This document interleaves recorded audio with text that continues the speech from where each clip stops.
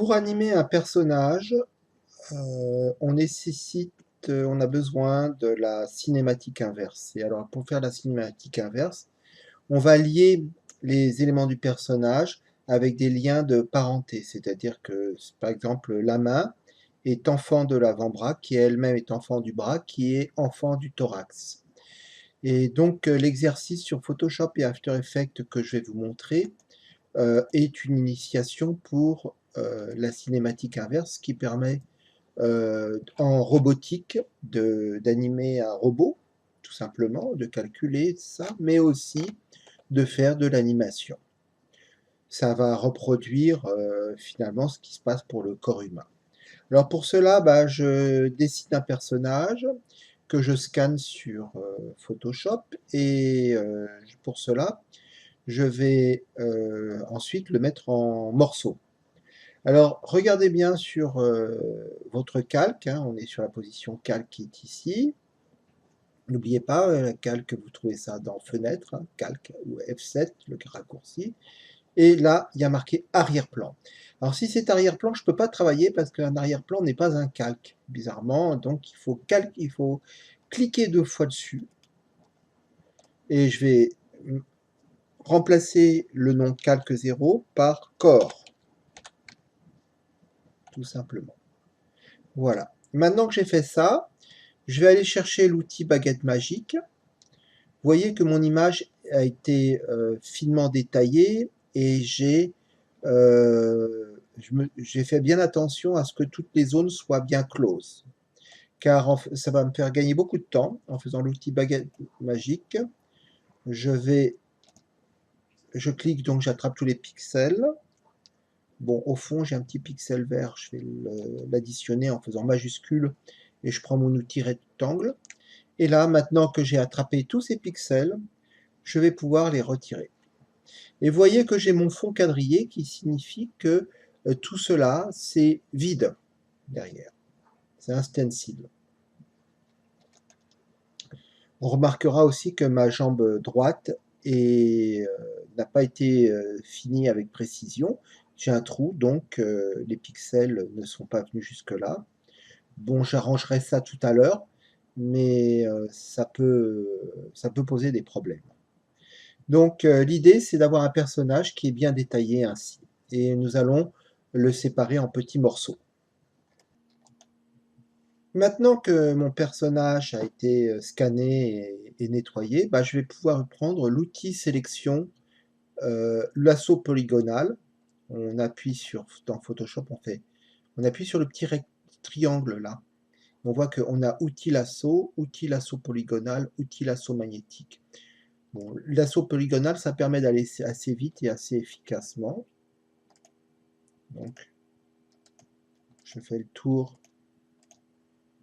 de mon personnage, de sa tête. Vous voyez qu'il y a un petit 0 qui se met et qui est en bas de mon curseur et qui signifie que j'ai complété la zone. Et voilà. Donc maintenant, je vais pouvoir faire CTRL X ou Pomme X sur Mac, CTRL X sur PC. Et voici que j'ai la tête, elle est prête. Donc je vais la mettre ici à sa place et je vais faire tête. Maintenant que c'est bon, j'enlève la visibilité du calque, je clique sur l'œil, et comme ça je sais que c'est fait. Et je vais me remettre sur le corps, je clique sur corps, vous voyez, et là je vais utiliser